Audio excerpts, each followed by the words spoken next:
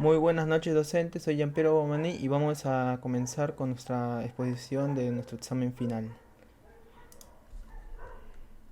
Si bien el Perú es rico en historia cultural, diversa geografía, lugares turísticos y gastronomía, actualmente nos enfrentamos a una serie de problemas y desafíos complejos que moldean su realidad contemporánea.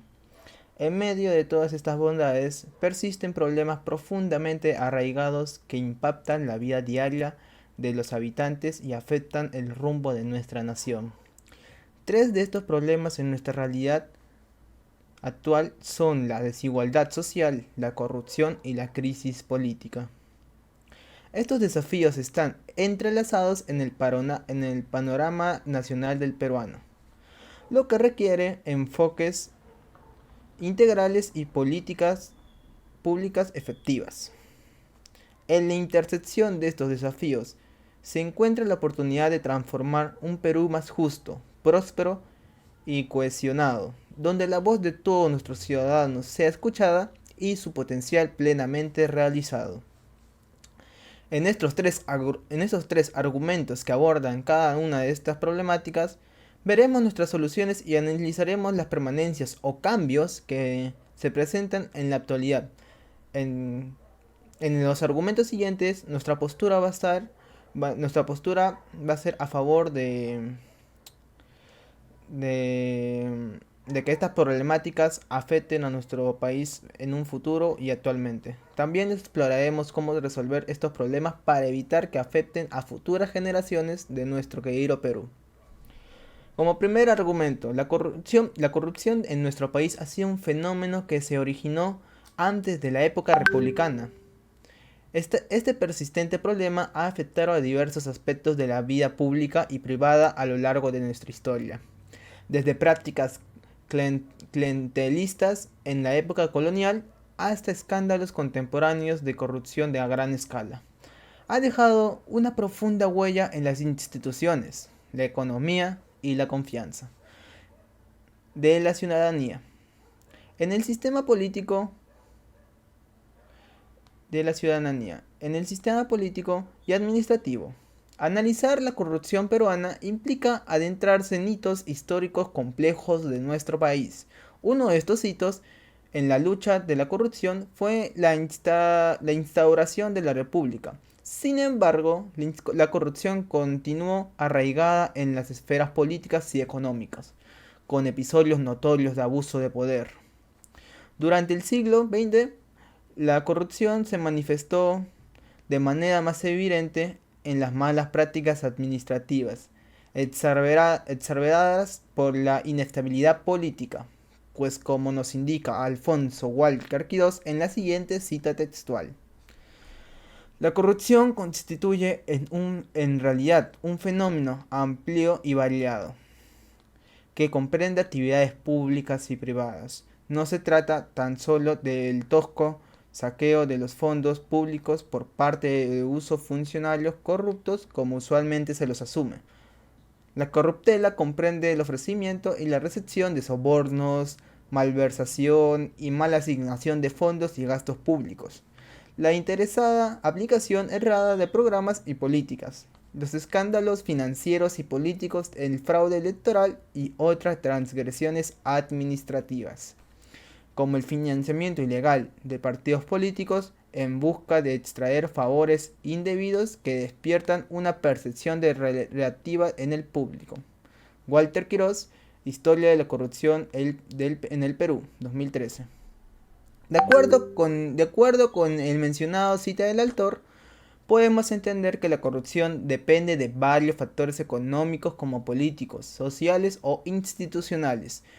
Estos factores interactúan de manera compleja y multifacética, creando un entorno en el que la corrupción puede persistir hasta en la actualidad. Enfocándonos en los cambios y permanencias, identificamos varias dinámicas que han sido afectadas. Uno de los cambios es de la mayor visibilidad. En los últimos años la corrupción se ha vuelto más visible gracias a la exposición de grandes escándalos que involucran a funcionarios de alto rango hasta figuras políticas. También a esto se suma la mayor participación por parte de la ciudadanía.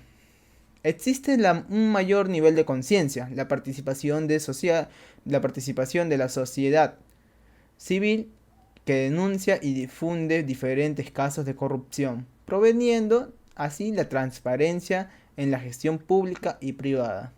Sin embargo, lamentablemente, persiste una de las facetas que aún perdura hasta el día de hoy, la impunidad hacia casos de corrupción.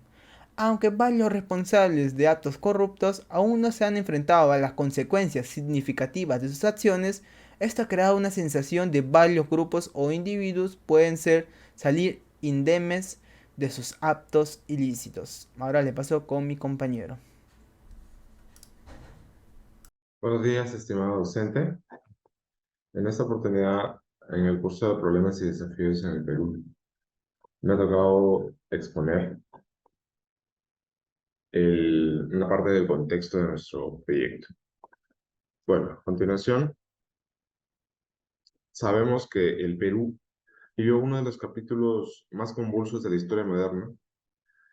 Pedro Castillo, que fue presidente hasta el 7 de diciembre, fue destituido por el Congreso luego de que él mismo lo intentara disolver. También quiso intervenir en el Poder Judicial, la Fiscalía, el Tribunal Constitucional. Fue encarcelado y su vicepresidenta, Dina Boluarte, la reemplazó en el cargo y se convirtió así en la primera presidenta mujer en la historia de nuestro país.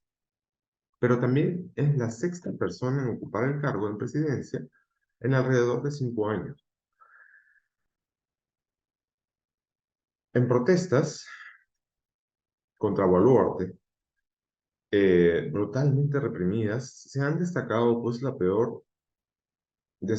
peor de las violencias políticas en los últimos 20 años.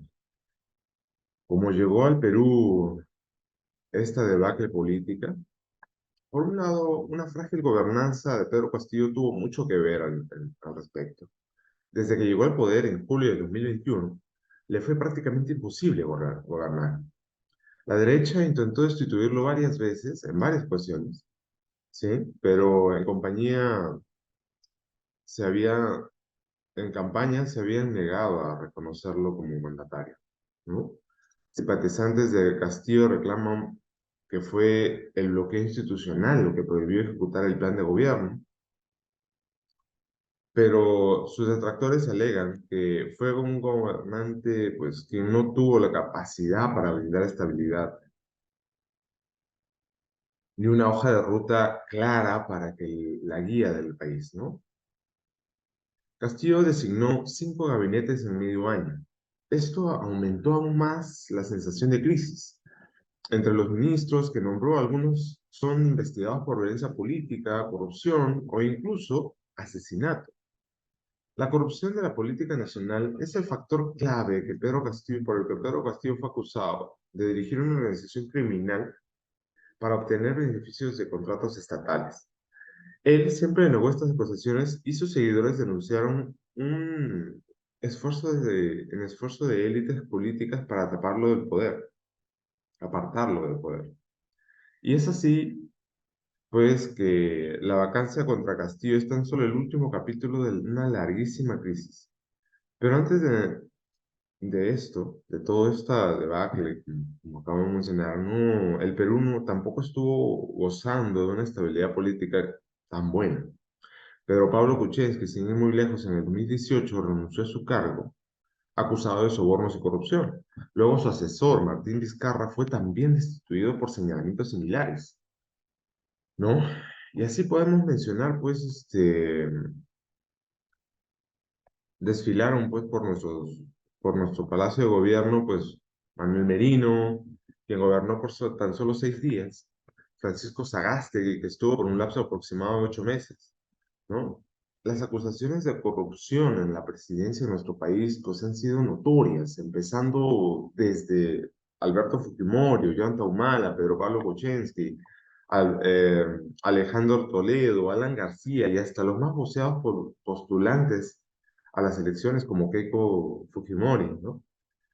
Han sido todos sin excepción, pero esta también alcanza el Congreso de la República, ¿no? Todos sin excepción han tenido temas por los cuales pagar ante la ley, ¿no? Ante la justicia. Entonces, por un lado, el presidente puede disolver el Congreso si éste rechaza las dos cuestiones de confianza a dos gabinetes del mismo gobierno y el legislativo puede destituir o vacar al presidente por lo que se le conoce como incapacidad moral, un término introducido en la Constitución de 1839 ya. Pues en este tiene cabida desde la muerte hasta la falta de autoridad moral para ejercer el cargo, ¿no? Como el cargo, pues, con el cual fueron vacados los presidentes como Vizcarra y Castillo, ¿no? Ya que su ambigüedad y la facilidad de aprobación, con tan solo un 66%, es tan solo el 20% para poder solicitarlo, ¿no?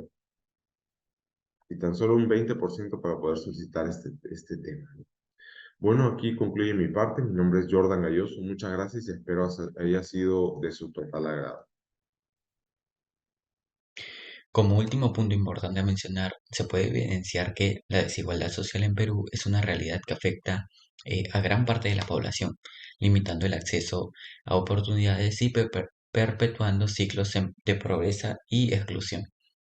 A pesar de los avances económicos, la brecha entre ricos y pobres sigue siendo significativa.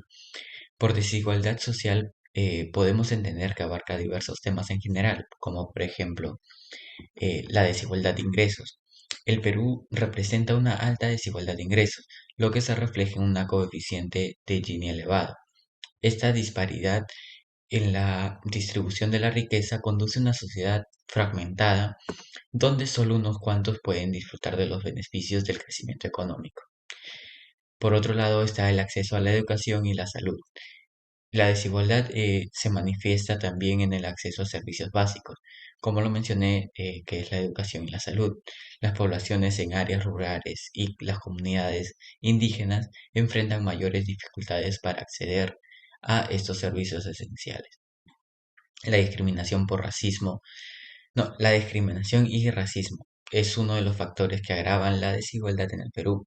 A pesar de ser un país multicultural y pluricultural, aún existen perjuicios y barreras que impiden la inclusión plena de todos los grupos étnicos. Por otro lado, están también la desigualdad de oportunidades. La falta de igualdad de oportunidades impide que las personas puedan mejorar su situación socioeconómica. Sin un piso parejo, el talento y el esfuerzo no son suficientes para superar las barreras estructurales que perpetúan la desigualdad, ¿no? Sin embargo, en los últimos años se han implementado diversas políticas públicas con el objetivo de combatir dicha desigualdad, por lo que en el aspecto económico se han enfocado en su crecimiento sostenido, impulsando nuevas políticas industriales y sociales, así como el desarrollo de capacidades para lograr una mejor distribución de los frutos del crecimiento.